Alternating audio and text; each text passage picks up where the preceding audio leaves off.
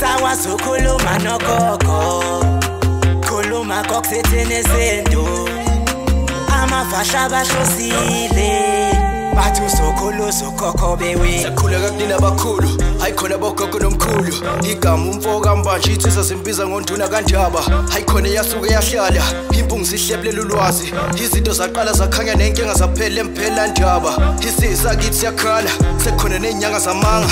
Izinto sakithi siyahamba engathi sekukhona abafundisi bamanga. Impungu ngayishikelela phansi. Nina bodlungwane kaNdaba, udlungwane lombelebele olwadlunga emanxulumeni kwaze kwasa amanxulume sibekelana. Nina baka nodumo ehlezi kaMenzi, ngiyimpunga yesintu ngiyakhuleka umhlaba wonke nasendaweni zonke la kuhamba kufinyele khona lo mfanekiso oqoshiwe. Mawukuthumusha kule channel ibizo lami ngumlekeleli umfoka Mbanjwa, ngumshana wakwaNgcobo. Fuze omashiya amahla ngathi azoshumayela, ngumzukulu kaMdumo, umdumo ezalwa uThumbula Tshatatsha. Ngishabo sibalo liyabashisa, uTshatatsha zalo upheshe, upheshe zalo uMaguyana, uMaguyana zalo uVaphi, uVapha zalo noKhonjo. Kuhlala kuyintokozo ke ngaso sonke isikhathi uthi ngifike la kwi channel ethe enkulu impunga yesintu TV. Nanamuhla ngihamba naye uNqamalala. Mnewethu niyaphila? Hayi siyaphila mnewethu. Bathi umkhulu bani? Magabhela. Mkhulu Magabhela. Mabheka phansi njengesambane. Mabheka phansi njengesambane. Yeah, mnewethu ngiyafisa mfowethu ukuthi ababukeli bempunga yesintu sibacacisele ukuthi uMagabhela umuntu omthandazi, ngoba khona umuntu oqala ukubona lo mfanekiso oqoshiwe ongakaza ukubona, kodwa uyaqala ukubuka lo mfanekiso oqoshiwe kufanele azi ukuthi umthandazi uyinyanga, uyahlola uhloli, uhlola ngamathambo, uhlola kanjani. Umkhulu Magabhela uyinyanga, uhlola ngamathambo, ukuchithela amathambo bese ebheka umsuka wenkinga yakho ukuthi isukaphi. Akakutsheli inkinga ukuthi ubona nje uphethwe ikhanda kanjani, ukutshela impande zakho ngoba izona ezibambele isihlahla esuwena. Yabona mnethu mosho njalo uthi yabona ukutshela umsuka. Mfowethu yabona umhlaba umxhwele ngoba ngihlezi ngibatshela abantu nalemphela Ndaba ngithi hayi nina niyakanga nina. Uvela ufuna ukuhamba uye kumuntu yohlola afika kutshela ukuthi khona isibhobo esikuhlaba la. Ujatshuliswa yiloko ukuthi ukutshela into oyaziyo ukuthi isibhobo siyakuhlaba. Wena ufuna ukuthole lokho ongalemva kwekhethi. Ngoba kufanele uthole umsuku ukuthi ubangwa yini. Ubangwa yini lesi sibhobo lezi? Angithi mina nginamehlo la kamoya wona ongenawo. Manje ufuna ngikutshele mina ngalemuva kwekhethini ukuthi kwenzakalani. Uze kube nalento eyiphuma kweni siyisibhobo iqalwa yini isukaphi. Mnewethu. Lehloko kona sesisikhulumile kakhulu la impunga yesintu. Kodwa ngesizathu sokuthi into ebahluphayo kakhulu abantu ingakho kufanele ukuthi siloke siyikhuluma nje sikuthole ukujula kwayo ngoba amakhehla asembethe nasifundisayo awasifundisi ngendlela eyodwa. Nangu umdliwa inkinga. Yebo. Yini umdliwa? Yini umdliwa? Uyabona inkinga bayiphambanisa abantu lento. Umdliwa ohlukene mhlawumbe iminxa ngathi imine mangaphosisi. Kodwa ke ngizoke ngikhulume ngalomuntu engithi neDlozi lokuza. Kodwa abantu abambiza ngomdliwa. Ngoba lo muntu lo uma kuthi la ekhaya kunengane mhlawumbe yafika isencane yakhulela la. Bese ukuthi ibisineminyaka u20 mhlawumbe idlule emhlabeni lo muntu adlulele la ekhaya ngcwatsho la ekhaya. Awukwazi lo muntu bese unombiza ngomdliwa. Ngoba uyinsila la ekhaya. Konke kade kwenziwa la ekhaya nawe ukwenzile. Futhi ngesikhathi efika la ekhaya namnikeza indawo ahlala. Uma ingasekho manje laba abashone bengambonanga yena. Mase kufika ngalena bese bethi umdliwa lona okanye lo muntu lona awusiwa la ekhaya lo. Bese kusuka umsindo manje. Ngesikhathi kusuka umsindo ngale kwabaphansi nina leniphilayo kuba nomsindo osukayo. Kokuthi ke manje ke izinto uthola siphambana ngoba lo muntu lo akahlalisekile. Ngoba la ekhaya kunamakhehla amnikeza indawo isikhundla bathi wena uzohlala la kulendlu. Lo muntu ke lo kufuza ahlale la ekhaya nimfunele nimakhele indlu ahlale la ekhaya. Ingakho ubona bethi abantu bephila besebenza imizi ingakheki. Kuthi abantu behleli ndawonye ubona uza ukuthi ingane igwaza ubabwane umkwachitheka igazi. Ngoba manje lo muntu lo kunendlela angene ngayo la ekhaya. Azazi abe khona. Omunye umuntu mnewethu uzuthi sasimnikeza indawo ngoba naku wayengenayo indawo. Yebo. Sabe sesithi ke nayo indawo yokufihla ikhaya. Kodwa umuntu owesende, umuntu uphuma esendeni, futhi makukhona umuntu phakathi kwekhaya, kusuke kuvuka ithonga elithile la phakathi kwekhaya. Lo akuyena wale ekhaya ngoba wafika wazohlala la. Omunye umuntu uzosho njalo ukuthi akuyena vele wale ekhaya. Kwakufihlwa kwakhe emalibena le ekhaya kusuke sekuyiphutha. Kuyiphutha kodwa ke nihlalile naye. Wazi umphefumulo wakho waphumela lana. Ngakho ke nina ninecala ukuthi nize nahlala nomuntu la ekhaya. Waze washona engasona wakulesi sibongo lesi. Ingakho ke manje sezovuka, kuvuka kwakhe asavuki yedwa, uzovuka nabakubo. Evuka la ekhaya uthothi njobo kaNgcobo nje kodwa sekunomuntu okadlamini la ekhaya. Bese bethi kunomdliwa la ekhaya kufanele uhambe. Kanti lo muntu akwazi ukumhambisa. Ngoba ube nensila wenza konke la ekhaya. Manje kona kufuze umakhela indlu kanye umgeze, uthola ukuthi yini ezomjabulisa bese nikwazi ukuhlala ngokuthula la ekhaya. Ngoba into eyenzakalayo, lo muntu lo uyakwazi ukudoda ubuthakatha afake la ekhaya. Lo muntu uyakwazi ukuthi ngene izinyanga zithi kunezilwane la ekhaya, zibethele ziqede. Uma uhamba uyohlola futhi uyithole lezo lwane ngoba uyakwazi ukusidonsa sibuyise. Lo muntu umnewethu uthe kuthiwa yini idlozi linjani? Ngithi idlozi lokuza ngoba ufike ngendlela ethile azazi abe khona la ekhaya.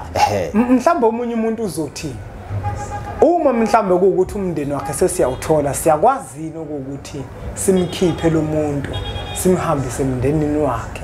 Yebo salenza iphutha lokuthi simfihle la, kodwa siyakwazi ukuthi simkhiphe ngoba phela ngempela akayena wale ekhaya. Nakwela mathongo mefika umndeni wale ekhaya uzomkhahlela ngoba awumazi. Yebo. Angithi ke uma ukuthi ufuna ukumkhipha sekufuneka manje umfembe. Umtholo ukuthi akutshele yena ukuthi yena ungowamaphi usukaphi. Bese ke manje uzokwenza imfanelo lezi nazo zisho. Iyona ndlela leyo yokuthi umenzele kahle uzokwazi ukuba nokuthula wena uma ukuthi wena awufuni ukumakhela indlu la ekhaya. Manje mina neDlozi lokuza abanye uthi bathi umdliwa. Bathi umdliwa. Manje uma sebewuxosha ngesankahla okanye ngaleyo ndlela leyo iyona into eyenza ukuthi angaxosheki. Angithi phela uma uxosha kukhona kuzovela la. Ongabe isifo la ekhaya, ongabe into ethile ezophazamisa ukuphila kwenu ngoba igama lakhe lithi mina ngahlaliswa la. Wagcatshwa. Ngahlaliswa la azasho ukuthi usibanibani wanginikeza indawo umkhulu othile. Wawumaphi wena usibanibani nginikeza indawo? Namhlanje usuthi mina ngihambe. Ukuze kuthiwa khona umbanjwa sokhela. Umbanjwa sokhela. Abaningi mina bake bathi inyoni emnyama. Angiyena unyoni emnyama ngoba ngiyena umbanjwa sokhela ngukhathini. Kwambanjwa kwakukhona insizwa yakasokhela eyayihlala khona kwambanjwa. Ithe isikhulile yabe sifisa ukugana. Base beyitshela iqiniso ukuthi cha wena uyena wala kodwa ukhulele le ekhaya. Sizokunikeza indawo uhamba uyovusa umuzi wakini kwasokhela. Wabe sethi yena ke la ngiyakhona kuzoba kambanjwa sokhela ngoba ukuba abantu bakambanjwa bekho nama ngabangiluthe wasevela kanjalo ukumbanjwa sokhela hayi ukuthi umuntu akambanjwa ukhathini ngeke akwazi ukuyithatha intombi yakwasokhela ngakwazi ukuyithatha. Yebo. Yabona leyo nto into efanayo ukube lo muntu lona wakwasokhela wagcina edlula wafihlwa khona kambanjwa. Hayi ngiyayizwa into esho njalo. Manje nake mnewethu kwesinye isikhathi nangu-ke manje umuntu ake sishiyeke lo oyidlozi lokuza ogcina manje sebonakala njenganomdliwa phakathi kwekhaya. Yini enye buye yakhe umdliwa kuyenzekani ukuthi ithongo lale ekhaya liphenduke libe umdliwa phakathi kwekhaya? Uma suke kwenzeka kanjalo kusokuphendulwa kwalidlozi ngenxa yezinto zabantu ke abanemkhuba yabo. Bese liyaphenduka liziphendule umdliwa lona qobo. Okanye kusukukhona ke into ke omkhulu thizena abahambe boyilanda. Isiumoya seyiphila la ekhaya. Iyona ke le ufuna ukwazi ukuthi uyikhiphe ngesankahlu okanye uyihambise ngalo ndlela leyo umuntu oyinyanga angayihambisa ngayo. Yebo. Into mhlambe ababeguqa kuyona ngoba ngangadinga ide olunye udaba nezinye insizwa siphikisana ngokuthi asikho isigubhu ekufanele sihlale emsamo bathi ndaba amagona abantu bayithanda ndaba amagona ngajabula nje mangifika mangibize enye inyanga yafika yakuchitha lo umkhuba wakho lo njalo imdliwa futhi ke kushuthi yakheka kanjalo ngoba umuntu uzolanda indoda ethile efakwe esigubhini azoyibeka lapha yabona isihleli manje igolozile isigolozile okwenye umunye asigqibe phansi nazi ukuthi sikhona la eyabona mhlambe mne wethe lakho nje sesiphetha lithini wena ongaphetha ngalo mhlambe ukululeka abantu ngoba kunomuntu othola ukuthi ngoba thina besibuka kakhulu egcekeni ukuthi kunomuntu phakathi kwekhaya owayefikile wahlala phakathi kwekhaya yebo usebizwa ngomdliwa kanti umuntu lona wafika ezohlala kunomuntu ke manje uthola ukuthi empilweni yakhe nje akuhlangana uhlibhika yonke into kodwa mehamba kuyashiya ukuthi wabelethiswa umdliwa omunye uphuphenza ucansi washadiswa nomuntu othile mhlambe wavuselwa umuntu ethuneni isipoki ke lesa sazombathiswa kuyena okuthi naye lo muntu mhlambe indlela yokusizakala kungabe efana yini indlela yokususa umuntu isipoki nokuxosha isipoki egcekeni nokuxosha umdliwa into kakhulu kuyahluka ngeindlela zokwelapha abanye ke kutholakala ukuthi kufuze kafembe ukhulume lo mdliwa loyo bese uyamukiswa ngalo ndlela omukiswa ngoba phela umdliwa uyamukiswa esisho kanjalo sithi uyamukiswa okanye ke bese ukuthi uyawuxosha nje sikhona indlela zokuthi umuntu angasizakala ngaleyo ndlela leyo kuya ngokuthi nalo mdliwa uhlobo lo mdliwa ngoba kuyenzeka uthola ukuthi nina la ekhaya nikweleta inyanga ngoba kuyenzeka uthola ukuthi wahamba umkhulu thizeni wawufuna usizo endaweni ethile waswathembisa ukuthi uma ngingasizakala mina indodana yakhe izoganwa ekhaya uma ke lenyanga yafa kungenzekanga lokho nizoyithola kini lenyanga ngoba manje isizohlala phezulu kosisi ethile ekhaya ithi umfazi wami lo ngoba ngathenjiswa mina ukuthi mina la ekhaya ngizoganwa uthothi manje sekuvuka idlozi leli hayi ngoba kuyidlozi kodwa kuyilenyanga le umdliwa manje ngoba ihleli kuyena ithi unkosikazi wami ngoba la amkhehle lithile la ngithembisa unkosikazi mina ngama mazini yangikweleda la ekhaya kufanele nikhokhe isikweletu umfazi buke lo mpunga yesintu TV inde kakhulu uma kuukuthi nawo nenkinga efana nayo le esikhuluma ngayo mhlambe nasegcekeni lomuzi wakini senizamile kakhulu ngizwa mina ehlukile umne wethu indlela eyichaza ngayo ukuthi kwesinye isikhathi kuyenzeka abantu baxosha umdliwa awuxosheki kanti vele umuntu lona basebemthatha njenganomuntu wale ekhaya indlela abenza ngayo kufanele ihluke nendlela yokuxosha umdliwa le nombolo ozibona lokho ezivela ukumthinte nidingide lo daba mhlawumbe akubhekela chitha amathanga kutholakala ukuthi kungabe ngempela lenkinga enibhekene nayo umdliwa noma mhlambe yidlozi lokuza umuntu lona senimthatha njenganomuntu wale ekhaya ngoba nendlela yokulungisa ayifani kutholakala kuphi ngitholakala kwanyuswa endaweni yaseBorasili emodlola nje eBorasili uthola kwanyuswa endani yakangoda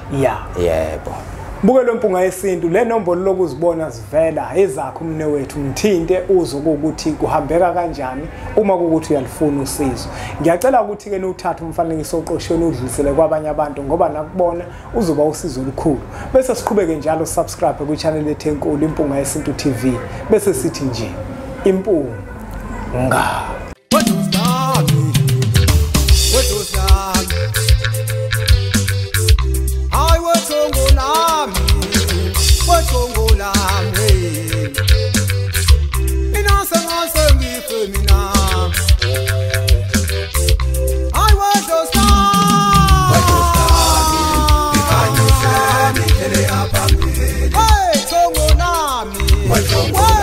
Hey,